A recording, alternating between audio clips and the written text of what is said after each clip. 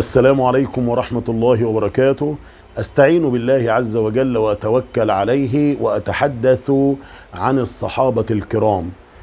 إذا أنا أو أنت رأينا أحد الصحابة في المنام فبما نفسر ذلك؟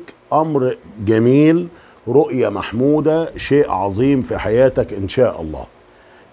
هي إشارة ستكون لك أنت مكانة عظيمة عند الله وعند خلق الله، سيرتفع شأنك بين الناس، ستكون محترم ومبجل، وكل من ينظر إليك يهابك على أنك رجل يطيع الله ورجل مقدر. فإذا رأيت مثلا عليا رضي الله عنه وأرضاه فهو رمز للقوة ورمز للشجاعة، وسوف ينصرك أنت الله على الأعداء، وإذا تحدثت معه فستكون لك مكانة عالية ويرزقك الله عز وجل علما ومكانة عالية بين الناس. فمثلا واحد بيقول: يا مولانا أنا رأيت في المنام سيدنا خالد بن الوليد رضي الله عنه، فيقول له إيه؟ ده دوام خير ودوام نعمة ورفعة وطول عمر وخيرات ومسرات، وأهم من ده كله نصرة على الأعداء. لأن خالد رضي الله عنه، سيدنا خالد كان سيف الله المسلول. طيب لو رأينا أبو بكر الصديق رضي الله عنه، دي مكانة عالية، وأنت سوف تتقدم على زملائك، سيكون لك إن شاء الله حظ وفير، ستحج وينصرك الله على الأعداء، وأنت في الحقيقة إنسان صابر صادق رقيق المشاعر، سترزق من الحنان والعطف، وسيكون لك رأي سديد، وستحصل على العلم. لماذا؟ لأن أبو بكر رضي الله عنه كان ثاني اثنين إذ هما في الغار، وأبو بكر رضي الله عنه أول الخلفاء، وأبو بكر رضي الله عنه نزل في شأنه القرآن، وأبو بكر رضي الله عنه رجل أبيض تخالطه صفرة، وكان وسيم، وكان غزير شعر الرأس، خفيف العارضين، ناتئ الجبهة، كان غائر العينين، كان نحيف، كان خفيف اللحم، كان رجل أسيف. إذا قرأ القرآن لم يسمع له صوت من اختلاط القرآن بالبكاء.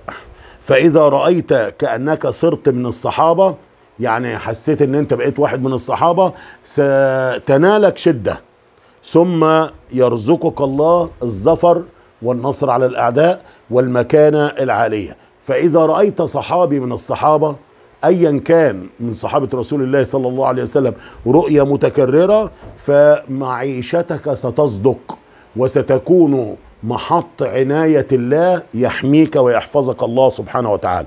مثلا أبو بكر الصديق، زي ما قلت لك قبل كده، اما تشوفه وده من العشر المبشرين بالجنة، انت ان شاء الله ستحيا حياة كريمة، بس هتكون متسم بالرأفة والشفقة على عباد الله. طب إذا رأيت سيدنا عمر رضي الله عنه، أكرمك الله بالقوة في الدين والعدل في الأقوال، ستكون حسن السيرة، انفراج الهم والغم، بس هيكون لك شوية حاسدين، وديك انت شفت سيدنا عمر عملوا فيه ايه، وسيتحقق لك أهدافك وتعيش حياة كريمة، ولربما رزقت الشهادة في سبيل الله. فإذا رأيت الصحابة أحياء، فأنت شخص تتقي الله عز وجل، أنت قوي الإيمان، أنت مبتعد عن اللغو وعن الرفث وعن السوء.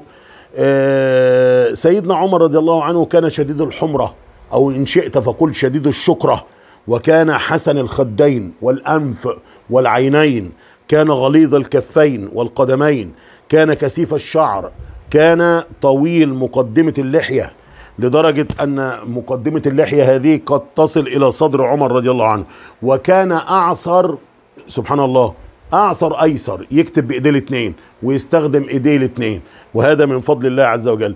كان شديد لين لا يعرف إلا الحق، يفرق منه الشيطان. قال صلى الله عليه وسلم: إن الشيطان لا يفرق منك يا عمر رضي الله عنه.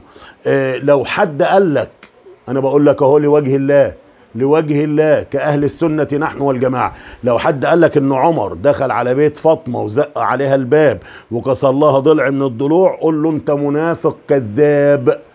انت منافق كذاب. عمر يعرف مين هي فاطمة بنت محمد صلى الله عليه وسلم، ويعرف من هو عليه، ويعرف مقام آل البيت. فعمر رضي الله عنه هو الذي يحب آل بيت رسول الله صلى الله عليه وسلم. يقول لك لا ده ضرب فاطمة ورا الباب وأسقطها من الحمل، قول له ده زور وبهتان وظلم.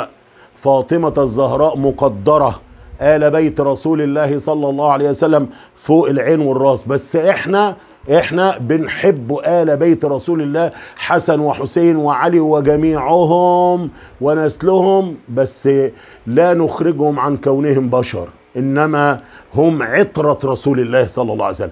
احنا مش بنعبدهم من دون الله، ولا نسألهم من دون الله، ولا بنقول ان احنا نروح عندهم ونتوسل الى الله. غلط، احنا بنحبهم حب اشد من انفسنا ونعظمهم، لان الله عز وجل يقول في شأن آل البيت ايه؟ قل لا اسألكم عليه اجرا الا المودة في القربى. ويقول إنما يريد الله ليذهب عنكم الرجس أهل البيت ويطهركم تطهير. يا جماعة اتقوا الله، نتعامل مع الصحابة كما يليق. محمد رسول الله والذين معه منهم أشداء على الكفار رحماء بينهم، لا نغلو فيهم ولا نتطرف، والكل عن رسول الله آخذ. رضي الله عن صحابة رسول الله صلى الله عليه وسلم، وأسأل الله أن يعلمنا علمهم. اللهم علمنا علمهم وأدبنا بأدبهم، واحشرنا تحت لواء سيد رسول الله صلى الله عليه وسلم مع الصحابة الكرام. والسلام عليكم ورحمة الله وبركاته.